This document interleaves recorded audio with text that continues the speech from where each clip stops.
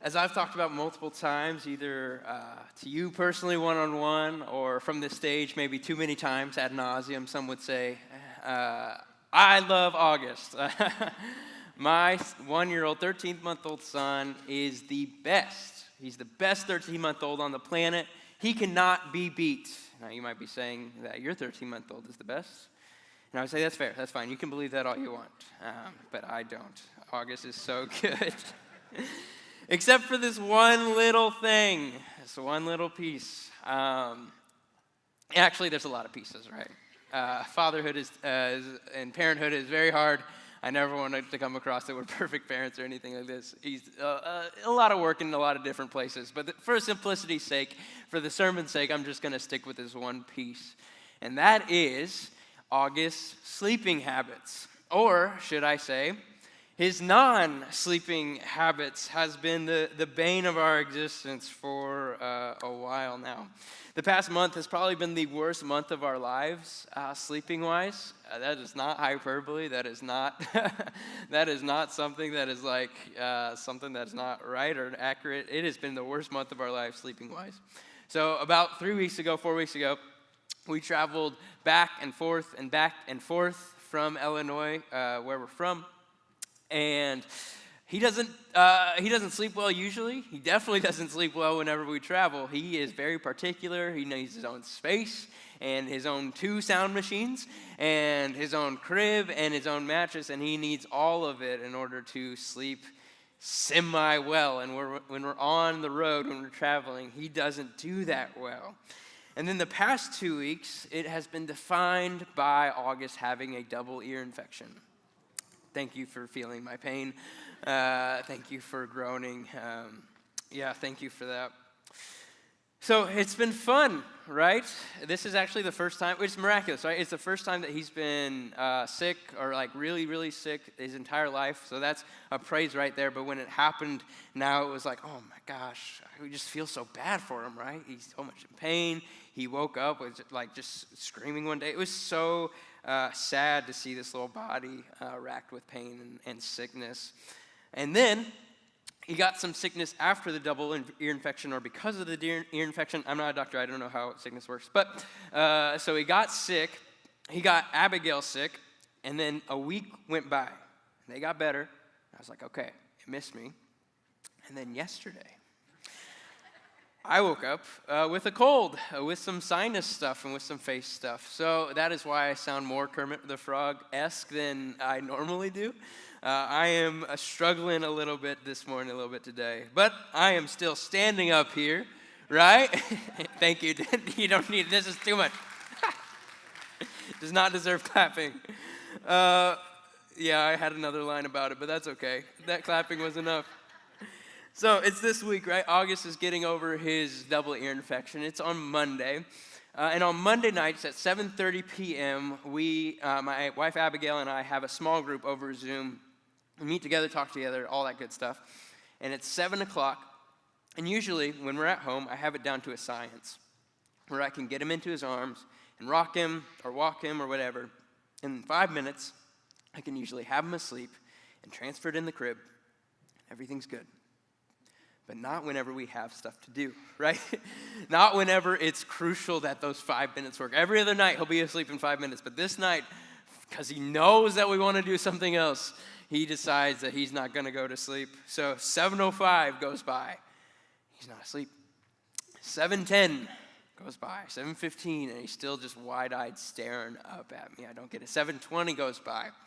And I do these little checks, right? You look down, you see if he's sleeping or not, just to, check him out. And I don't know where he got this from, but in the last couple of weeks, when I look down into his eyes to see if he's asleep or not, to see if the eyes are closed or not, he will reach up and slap me across the face. That's not funny. Why are you laughing? I don't know if he learned it from his mom or what, but he will look up at me and say, "Stop looking at me, Dad." Okay, he doesn't say that, but it's what he says with his eyes, and so I have to sneak glances now. It's crazy. This kid is insane. I don't get it. Genes, whatever. But it's 7:25, right? 7:29 comes around. Again, small group meets at 7:30. Miraculously, and I say that word on purpose, I think by miracle, He had closed his eyes, fallen asleep, and transferred into his crib and was asleep by 7:30, and we got to have a good small group session.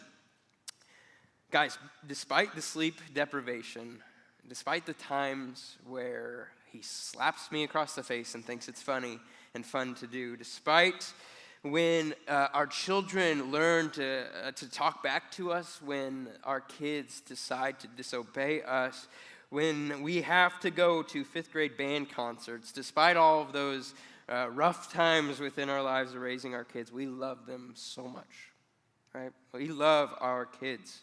Parents have this innate ability to just go the extra mile whenever it comes to the well-being and the goodness of the future of our kids, and loving their children well. They would move mountains. They would do anything for the sake of loving their kids well. It's why we hear stories of moms who are just filled with adrenaline, and because of that, they lift cars up, if only for a second, so their kids can crawl to safety. And it's why we hear stories of dads who gain this sixth sense whenever their child comes into the world, where they can just know, they can sense it, whether they're looking or not. They can sense that their child is falling to the ground, and without looking, just pick them up before they crash to the ground. I don't know what it is, but desperate parents tend to do desperate things for the sake of their children. In the story that we're going to learn from today, that Haley read for us today, desperate parents in desperate situations is at the center of the action. A desperate father willing to break social norms, willing to break all these other things to shove his way to Jesus for the sake of his daughter. We're going to be in Mark 5 today, starting at verse 21. So if you have your Bibles in your laps or on your phones, you can start making your way there right now.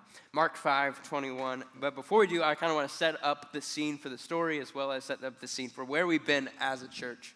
So in the last, this whole year, we've been talking about our core values, what it means for First Capital to be First Capital, what makes us, right? We talked about how we as a church and we as a people are going to deeply care and love people regardless of who they are, right? We deeply care for people. That's one of our core values. We have shifted after Easter into talking about how we pursue redemption because Jesus pursues redemption.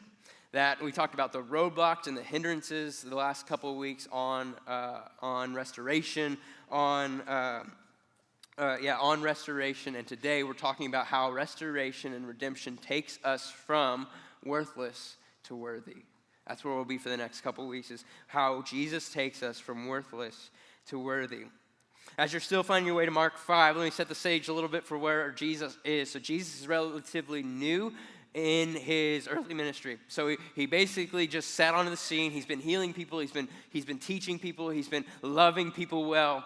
And he's already amassed not only this huge crowd of followers, but also a crowd of enemies. You see, within that teaching, he's taught about how the leaders of the day, the religious leaders of his time, were leading the people poorly.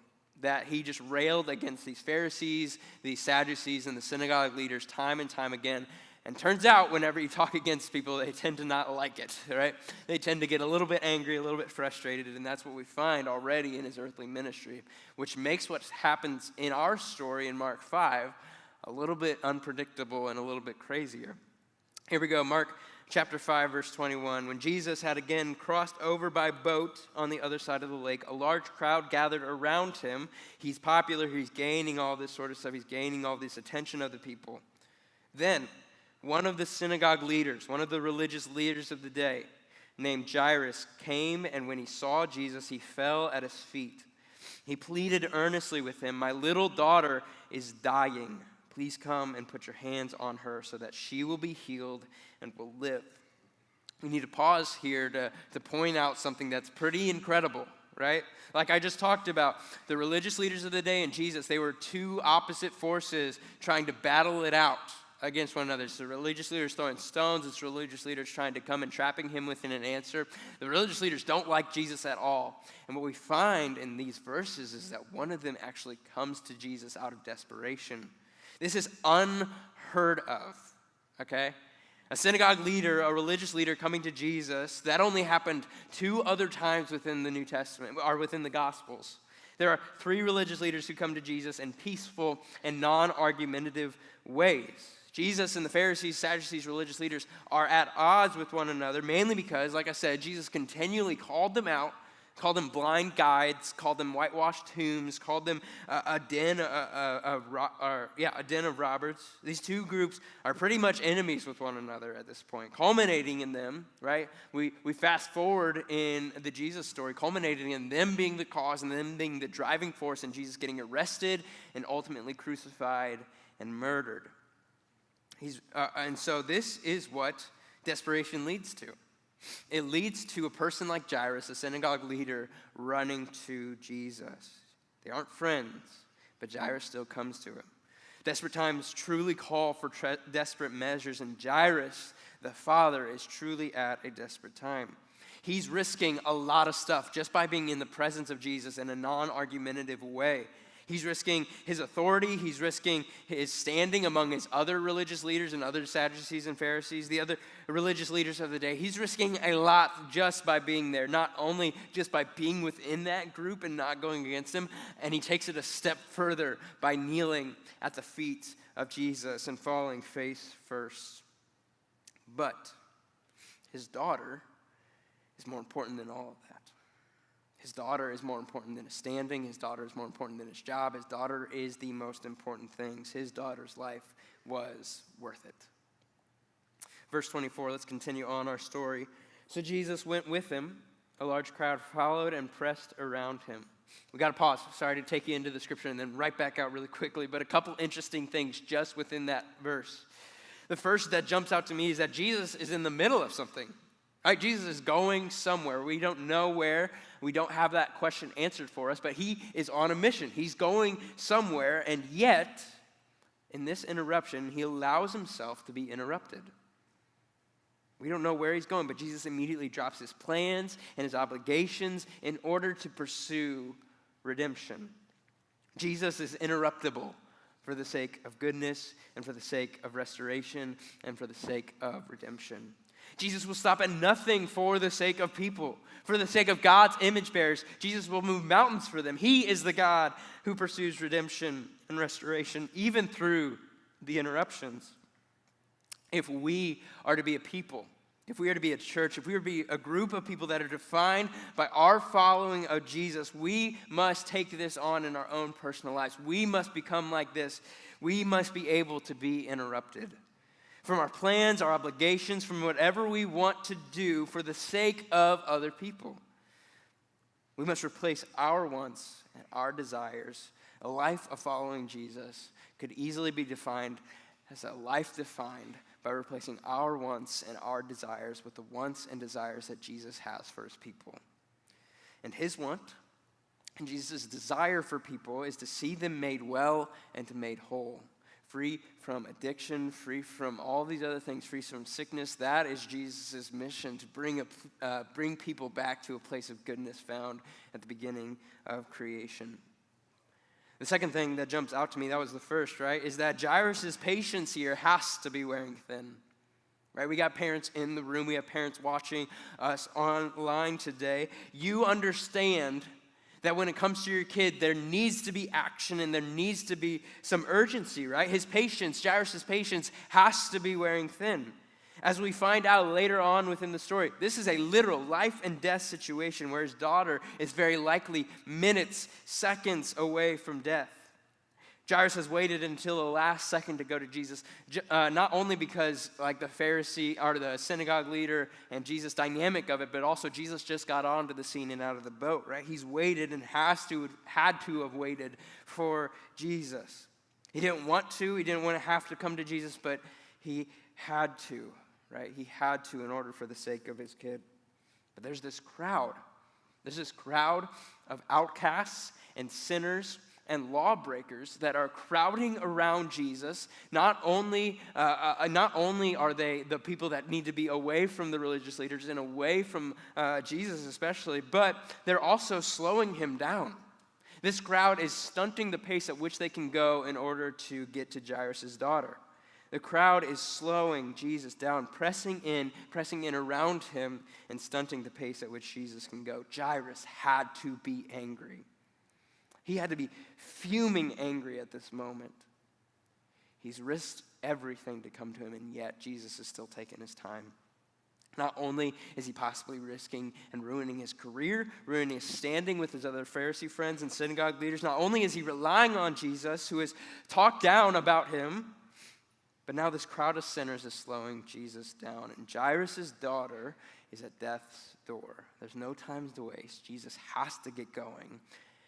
And instead, Jesus decides to be interrupted again. He chooses to stop dead in his tracks. Verse 25, and a woman was there who had been subject to bleeding for 12 years. She had suffered a great deal under the care of many doctors and had spent all that she had. Yet instead of getting better, she grew worse. When she heard about Jesus, she came up behind him in the crowd and touched his cloak, because she thought, if I just touch his clothes, I will be healed. Immediately, her bleeding stopped, and she felt in her body that she was freed from her suffering. Beautiful, awesome power of Jesus. Have to mention that before we get into the other pieces. Let me read verse 25 again. And a woman was there who had been subject to bleeding for 12 years. This is not only a medical issue, right? For 12 years, she's experienced pain, and she's experienced discomfort, and she's experienced just a life that is defined by this illness. But it's not just the medical pieces that is her issue, that is her problem. But to make matters worse, according to the Levitical law, as well as some man-made amplifiers that have been put upon this culture, this woman is unclean, and therefore needs to be away from community, away from people, and away from family, away from everybody, because she is, according to the law, based off the law that they had come up with, unclean. This has caused her to be an outsider.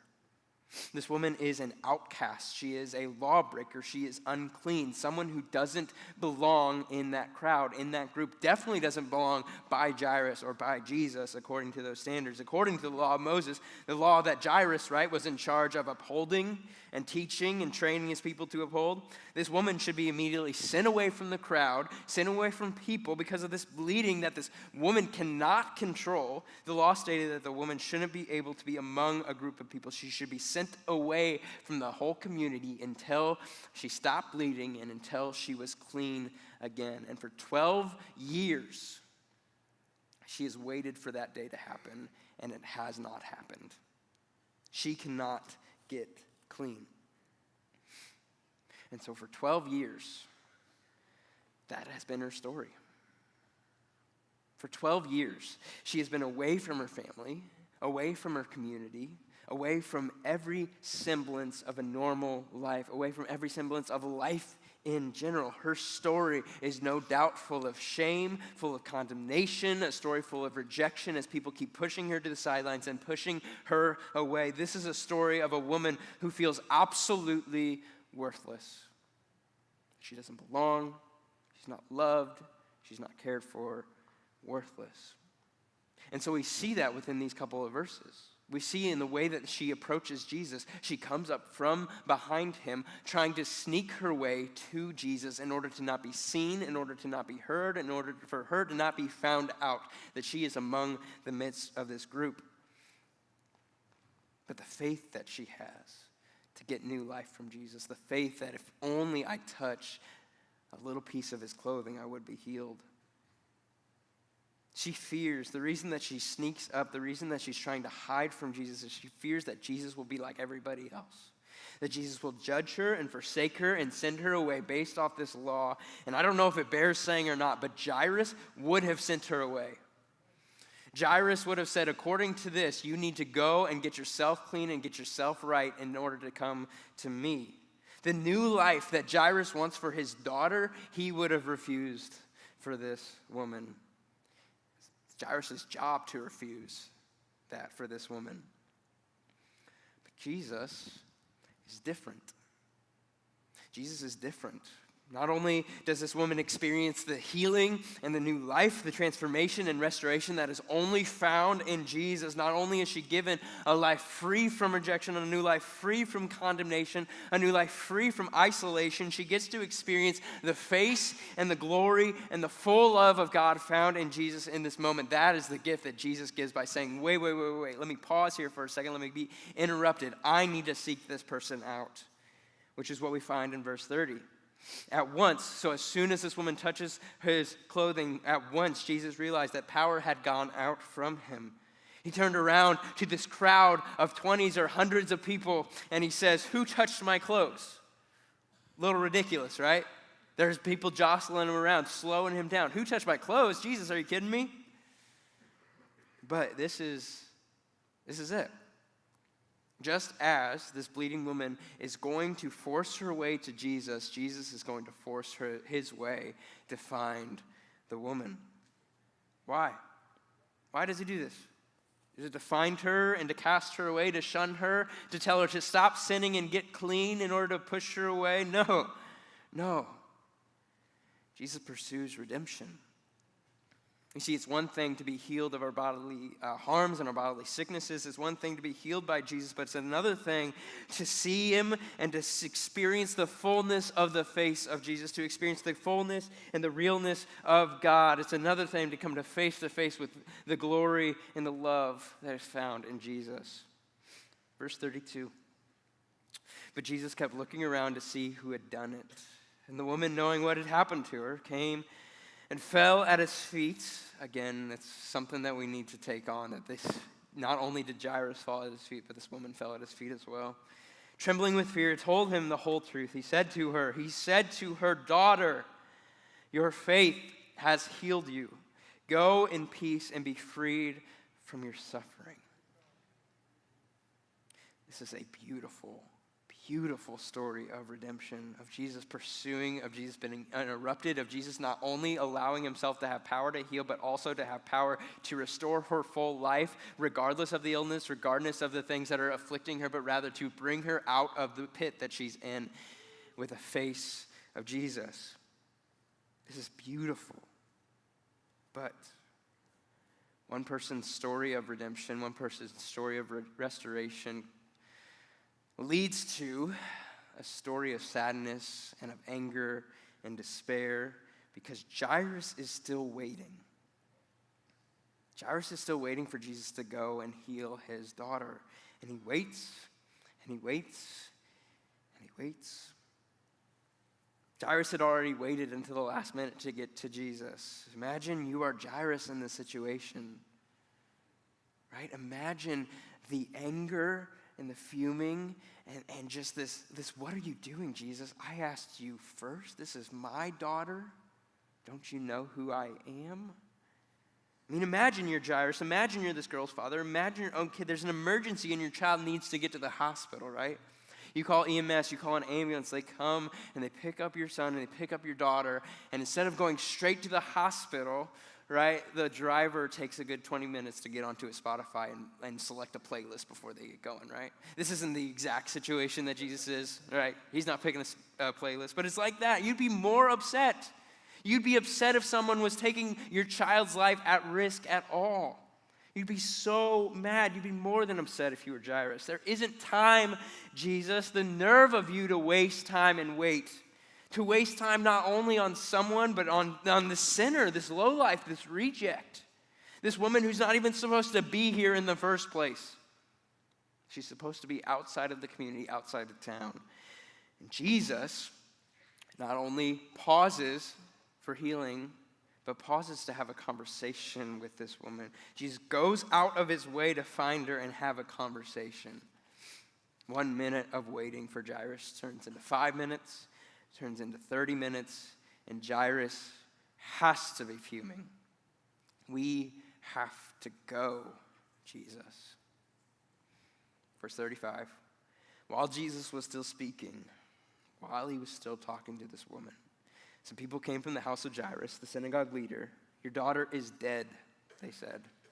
"Why bother the teacher anymore?" This is heartbreak. This is tragic. This is tragedy in a nutshell. It's despair for Jairus. If only I'd run faster. If only I'd been here quicker. If only I'd got to the boat and had just shuffled him away.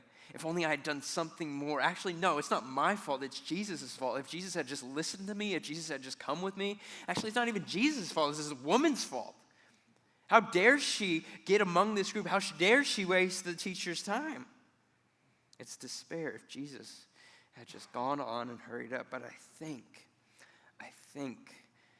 Jesus is showing something a little bit more about himself. He's showing more of who he is in this moment. Jesus is showing us something truly amazing about his redemption and about how he pursues it. Before I get into that, I'm going to spoil the rest of the story really quick because it's a happy ending. Jesus pleads with Jairus to have faith. Jesus pleads with Jairus to continue walking with him. We'll go to the house. It'll be okay. Your child is not dead. And Jesus raises this 12-year-old daughter from the dead. And we as readers get to experience two stories of Jesus pursuing redemption. We get to experience the new life found in this 12-year-old daughter and this new life found in this bleeding woman. But in reality, this isn't two separate stories. In reality, this is not this happened and this happened. This is deliberately one redemption story. Jairus has a 12-year-old daughter. A little bit close to the same age as Haley, who read the scripture, right? Jairus has this 12-year-old daughter, and Jesus gives her new life. It's on one hand. On the other hand, Jesus finds a daughter among the crowd who has basically been dead for 12 years. This woman has been bleeding for 12 years, meaning that for 12 years she has been dead to society, dead to her family, dead to love, and Jesus chooses to give both of them new life. Jesus chooses in that moment, so this is not you get to go and you get to have redemption. No, he chooses that everyone in this story gets to have redemption and restoration. Not only that, Jesus calls them both child, daughter. He gives them a worthy identifier of who they are. He gives them the worthy identifier of daughter. You see, in this moment, Jesus is leveling the playing field. On one hand, you have Jairus, who is well off. He's well-to-do. He has a lot of money, a lot of influence, lots of powers. It would be a good idea for Jesus to have this guy in his corner, to not make him mad, but rather to go rushing over to his house. It makes all the sense in the world for Jesus to go immediately to Jairus' daughter, and yet, in his mind, this bleeding woman takes and needs the same exact love, the same exact affection, the same exact restoration and redemption. On this other hand, we have this bleeding woman with no influence, no social standing, no money, and Jesus gives both of them the same love, the same attention, the same miraculous, brand new life. What we learn from this story of redemption is that there is no one that is too far down, no one that is too far gone, no one that is too worthless, too broken, too much of a sinner, too much of a rule breaker for the love of Jesus. The love of Jesus is all expansive, reaching out to all of us. No matter how far we are on the outskirts or how center we are, Jesus reaches out to us all. When we kneel in front of him, we find that the ground is level at the feet of Jesus.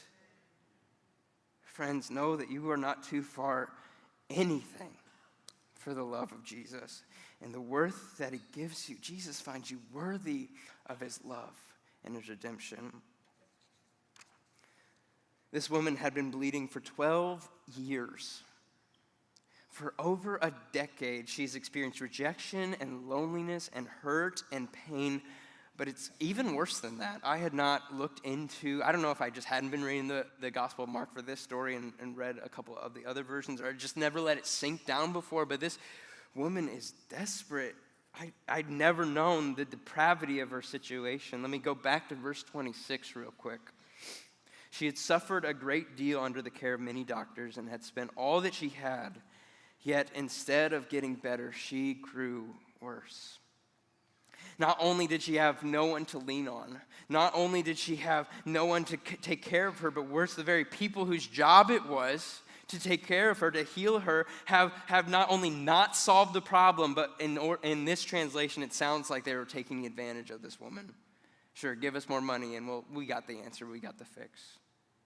This woman was at the end of her rope. She had no other option. She had no one else to look towards. She was out of people. She was out of money. She was out of all options.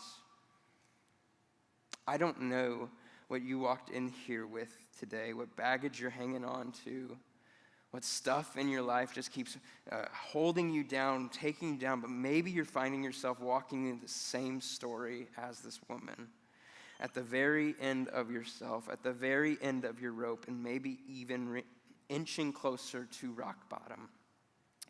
Do you resonate with the desperation that we see in this woman? Have you tried everything under the sun in order to make your life worth it and found yourself wanting instead? This woman had tried everything. She had done everything. She paid everything that she could, and it still didn't give her what she needed until she finds herself kneeled at the feet of Jesus. Until she comes face to face with Jesus, and Jesus doesn't condemn her, doesn't push her away, doesn't say you first need to get clean, you first need to be free from sin, but rather he meets her not with condemnation, not with shame, not with anger, not with rejection, but Jesus meets her in this moment by calling her daughter. One of the most beautiful verses in the Gospels, daughter, your faith has healed you. Daughter, your faith has healed you. Go in peace and be freed from your suffering. He chooses to remind her, to reassure her that she is loved like a child of God. In this moment, Jesus strips away the identity and the label that has held her down for 12 years. He replaces the label of outcast with the label of included. He replaces the label of unlovable with completely loved. And in the same way, I believe he wants to give that same thing to you today. That you are a child of God, a child of Jesus. You are included within the family. And because of that, you are worthy of his unending and unfailing and his always love and redemption that he has for you. The title and identity of son and daughters means that nothing else matters. Everything else falls to the wayside in comparison to a person's child. And you are loved in that way by Jesus. Even despite the sleepless nights. Even despite when he thinks it's funny to slap me in the face, even when our lives are thrown completely out of whack by him, August is one of 3 things in my life that's worthy of my everything. Worthy of all of my love, worthy of all of my attention, all of my work towards his goodness, worthy of being interrupted, worthy of all of this because he's my child, because he's my son. It's not what he has done. It's not what he can do. It's not what he will do in his life, but rather it's just by that identifier. And that is the same love that Jesus has for you. In the same way, Jesus identifies you, son and daughter. The disciple John, who is actually in the room when Jairus' daughter is raised to life, writes this years later. See what great love the Father has lavished for and on us, that we should be called children of God. And friends, that is what we are. We go from worthless to worthy when we recognize our identities as sons and daughters of Jesus. We find redemption when we come face to face with Jesus and we allow him to relabel ourselves. Regardless of our past, regardless of what we have labeled upon ourselves, he relabels us when we come face to face with him. And with that identifier secure in our hearts, we are found secure in his love. And typically, just like the story of redemption that we read today, we find our identity as sons and daughters and become secure in that identity when we kneel in front of Jesus. Jairus runs to him, kneels face in the ground at the feet of Jesus, and the bleeding woman does the same. And in that, they both find their identity as sons and daughters of the Lord. And I think that would be a good idea for us to do right now. I understand that I'm the guy who makes you guys' feet firmly on the ground, palms facing the ceilings, all these other awkward things, and I'm going to ask you to do it again because here's the reason for that. Sometimes our hearts and our minds need reminders from outside sources, and one of the best and easiest ways for us to do this is to posture ourselves in such a way that we remind our hearts and our minds the actual place of Jesus. When we kneel down, we remind ourselves of the holiness and the worthiness of Jesus. And if you're anything like me, maybe you haven't done that in a while. So let's do that right now. Let's all do that in this moment. If you are not able to, that's okay. That's fine. Jesus is pretty clear throughout the Gospels that your heart matters a whole lot more than your outward appearance. And so if you are not able to kneel in this moment today, that's okay. Kneel within your hearts and your minds. Yeah, if you could just start kneeling. We're going to spend some time with Jesus one-on-one. If you're online through it, watching on a screen, you can do this along with us right now. Kneel wherever you are. And here's what I want in this moment. What I want in this moment is just a time for us one-on-one with Jesus, for us to look face to face with Jesus and allow him to relabel us. Allow him to do the work of redeeming us, redeeming our self-image, redeeming our negative self-talk, redeeming all of that through his Spirit and through his goodness. When we kneel at the feet of Jesus, we come close to him and we realize that the ground is level. You are not too far gone. You are not too far away. You are not too far anything for his love. So awkwardly for the next few moments, we're going to sit in this place of silence and kneeling. And we're just going to ask Jesus to relabel us if we need relabeled. We're going to ask for him to redeem us if we need redeemed. If you've never had that experience of asking Jesus to redeem you for the first time, there are going to be people up at the front near the baptismal. That if you want to get baptized, we want to open that door to you. So, in the next few moments, let's spend some time with Jesus.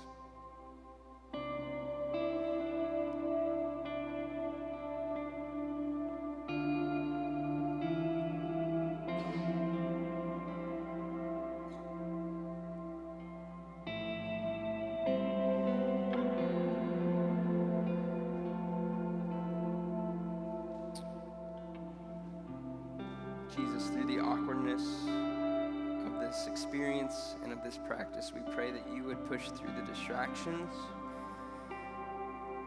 that you would push through anything that's keeping us from you so that we could clearly see your face. Give us the label of son and daughter. Have that become secure in our hearts and minds. Just as we worship, we pray that you would be with us, continue reminding us of who and whose we are. Thank you for pursuing our redemption and our restoration.